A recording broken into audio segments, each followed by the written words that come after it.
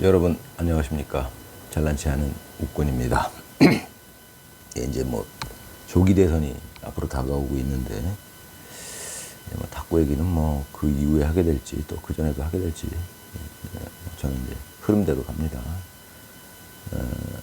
뭐 제가 유튜브 찍는 거는 뭐 그런 방향으로 처음부터 하려고 생각을 했었고 탁구 얘기를 주로 하려고 했었는데 뭐 탁구 얘기는 하게 될 것 같아요. 잘 모르지만 미래는 한 치 앞도 내다볼 수 없는 거니까. 그렇지만 제가 그런 의지를 갖고 있으니까 아마 하게 되지 않을까 그런 생각을 하고요. 지금은 참 시국이 이제 조기 대선까지 가게 됐는데 오늘 제가 이제 아는 지인을 만나서 많은 대화를 나눴는데 뭐 그런 얘기가 오고 갔던 기억이 나서 한번 말씀드려 봅니다. 원래 좌파와 우파라는 개념이 그것은 한 국가 안에 좌파 쪽에서도 애국자, 원래 좌파들도 애국자들이어야 되고 우파들도 애국자들이어야 됩니다. 근데 이제 그런 사람들이 서로 의견이 다른 거니까 서로 의견을 조율하고 서로 견제해 가면서 국가적으로 발전해 나가는 거. 이런 게 이제 바람직한 방향인데 지금 좌파와 우파라는 개념이 달라져 버렸죠. 지금 좌파 쪽에는 그렇게 애국자들이 없는 듯이 보여집니다. 저는 그 전에는 우리나라도 이제 좌파가 있고 우파가 있고, 그러나 양쪽 다 애국자들이고, 그게 정상적인 건데 지금은 이제 이 좌파라고 하는 사람들이 이제 물론 좌파 중에 지금 애국자들도 있겠죠. 근데 지금 현재 우리나라 이 123 계엄을 통해서 보니까 좌파 쪽에는 거의 애국자들이 없어요. 거의 자기들의 집단 이득을 추구하는 사람들이 거의 대부분이더라고요. 원래 바람직한 상태라는 것은 이제 좌파가 있고 한 국가 안에 좌파가 있고 우파가 있고 서로 의견이 다르고 그렇지만 기본적으로는 서로 애국자들이고 이래야 되는 거죠. 지금 이제 제가 이제 요번에 그 123 계엄 이후에 이제 드러난 정치인들의 민낯, 이것을 보면 좌파 우파의 개념이 아니라 애국자냐, 이건 뭐 진짜 그 자기들의 이익만을 추구하는 집단이냐, 이런 차이가 있는 거죠. 그걸 보면은 만약에 정상적인 좌파라면은 어찌됐건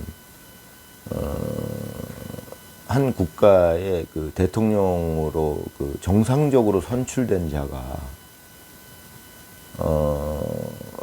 내란 수괴라고 불리려면은 일단은 법원의 판결이 완벽하게 나와야 돼요. 그래야 내란 수괴라고 부를 수 있는 겁니다. 왜? 국민이 대통령으로 뽑아준 자이기 때문에. 좌파 쪽에서도 야당 쪽에서도 그건 존중해야 되는 겁니다. 그러니까 법원의 판결이 나오기 전에는 내란 수괴라고 부르면 안 되는 겁니다. 그거는 애국자라면 상대를 존중해야 되니까요, 서로. 그런데 이들은 그냥 뭐 탄핵이 그 헌재 판결이 나오기도 전에 내란 수괴라고 막 불렀어요. 그러면 안 되는 겁니다. 애국자가 아니라는 얘기예요. 이제 그런 부분 때문에 정상적인 좌파가 아니다. 지금 현재 상황으로서는 좌파와 우파의 이 개념이 모호해졌다. 정상적인 개념으로 좌파 우파를 부를 수가 없다.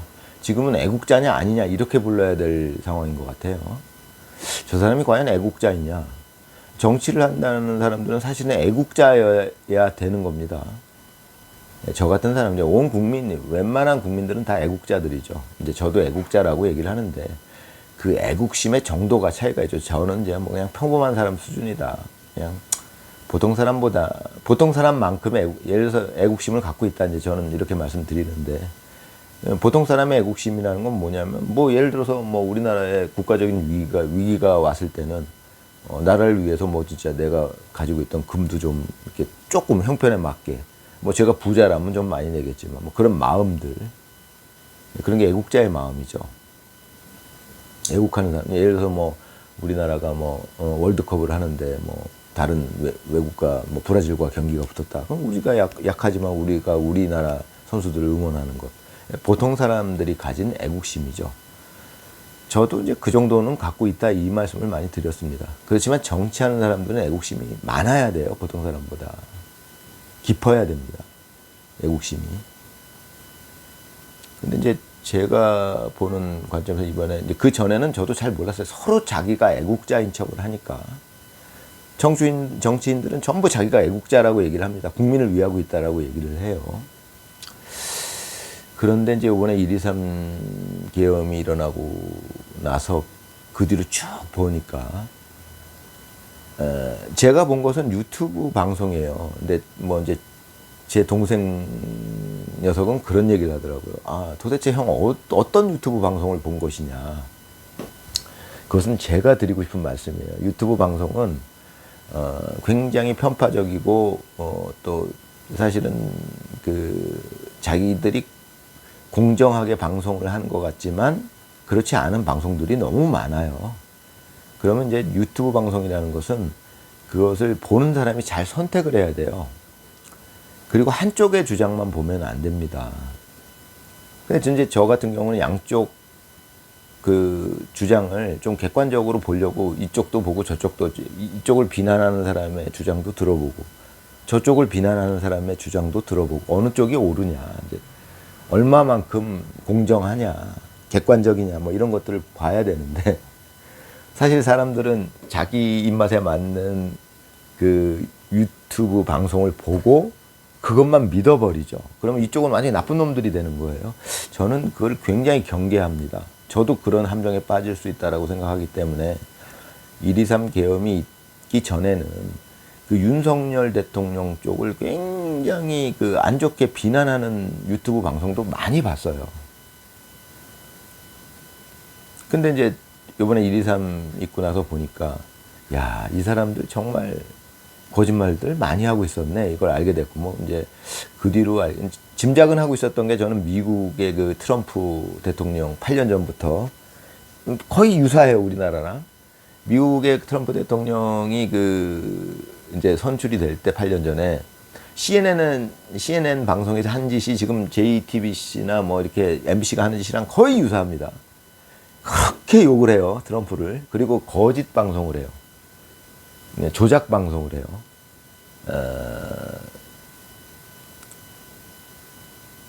트럼프 쪽 유세장을 그 CNN에서 방송 기자가 비추는데 딱 거기만 비추죠. 방송 연단만.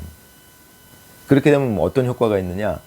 그때 당시에 8년 전에 힐러리였는데 상대 후보가, 힐러리 측에는 사실 그렇게 많은 군중이 모이질 않았어요. 근데 그걸 알 수가 없는 게 똑같은 프레임을 잡아요. 그러니까 연단만 잡아요, 카메라가.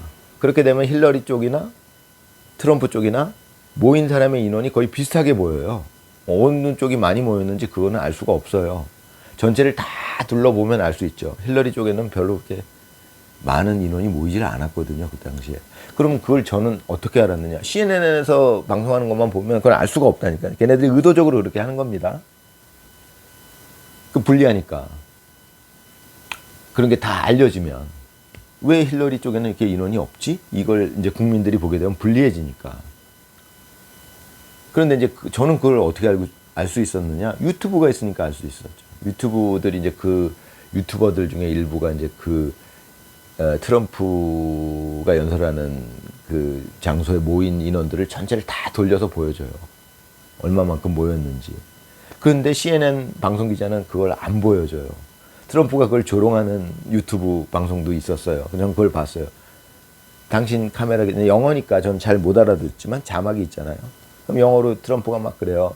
카메라 기자 막 조롱을 해요. 당신 CNN 카메라 기자인데 여기 다 돌려봐라. 안 돌려요, 절대.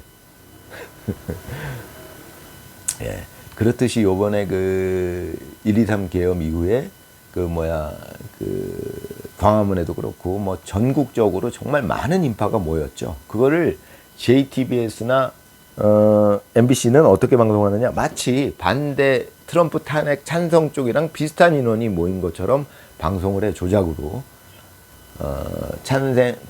탄핵 찬성 집회 쪽 화면을 비추면서 그 배경 화면으로 광화문 집회에 모인 그 많은 인파가 모인 그 화면을 배경으로 쓰고 그래요. 예, 그건 진짜 공영방송으로서는 해서는 안 될 짓이죠. 그런 짓은. 그러니까 이제 많은 국민들이 속게 되죠. 마치 뭐 탄핵 반대 집회도 사람이 모였네. 그런데 탄핵 찬성 집회도 비슷한 인원이 모였구나. 이렇게 착각을 합니다. 그럼 이제 그거를 정확하게 그 인지를 하려면 양쪽 유튜브 저쪽에서 방송하는 거 이쪽에서 방송하는 거 다각도로 다 보다 보면 알게 돼요. 아, 실제로는 광화문에 많은 인파가 모였구나. 그걸 알게 되는데 벌써 이제 많은 사람들이 속는 거죠. 도대체 어떤 방송을 본 거야? 그 극우 방송 그거 본 거 아니야? 네.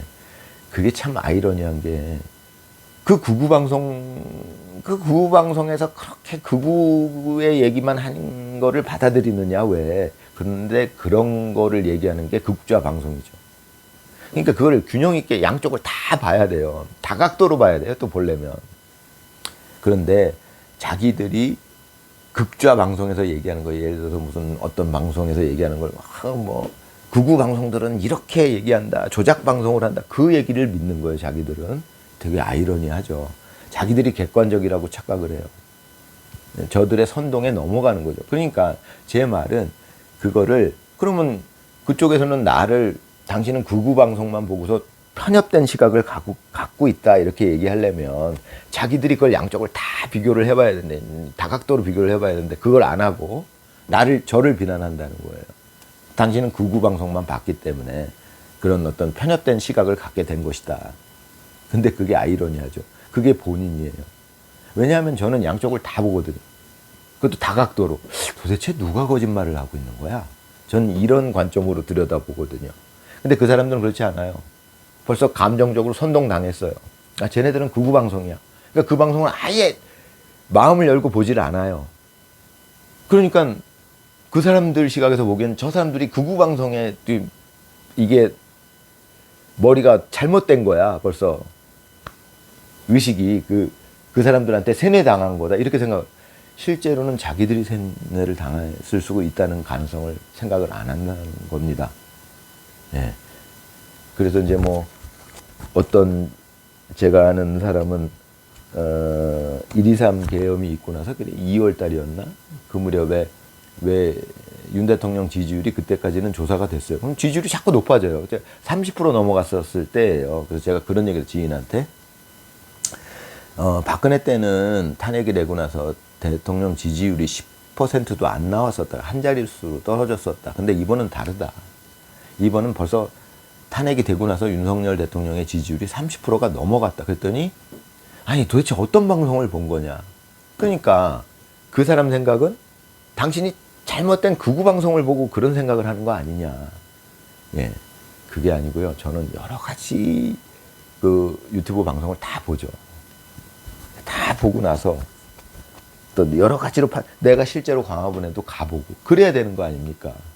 그런데 도대체 무슨 방송을 본 거냐. 그런 말을 하는 사람이 사실은 그쪽 방송만 본 거거든요. 그럼 그쪽에서는 그렇게 얘기하니까 JTBS, JTBC, 뭐 MBC, 모르겠어요 이름도 MBC. 예, 걔네들이 하는 방송만 듣고 하는 얘기예요. 걔네들이 하는 방송은 뭐예요? 그 광화문에 그렇게 많은 인파가 모였다는 거 절대 얘기 안 합니다. 그 사람들 아주 이상하게 왜곡을 해서 방송을 하죠. 마치 탄핵 찬성 집회도 많이 모인 것처럼 거의 비슷한 인파가 모인 것처럼 택도 없죠. 그러면 그거를 누가 거짓말을 하고 있느냐 알아보려면 여러 가지로 뭐 실제로 현장에도 가보고 뭐 반대쪽 유튜브도 보고 여러 가지 해봐야 될 게 많아요. 이렇게 다각도에서 검증을 해봐야 돼요. 근데 그걸 안 해놓고서 상대방을 비난을 해요.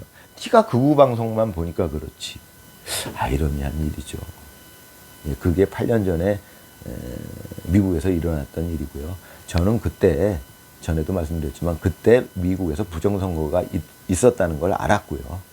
그러면 우리나라에서도 부정선거가 있었겠다라고 짐작을 하고 있었어요. 미국에도 있는데 우리나라가 없을 리가 없잖아요.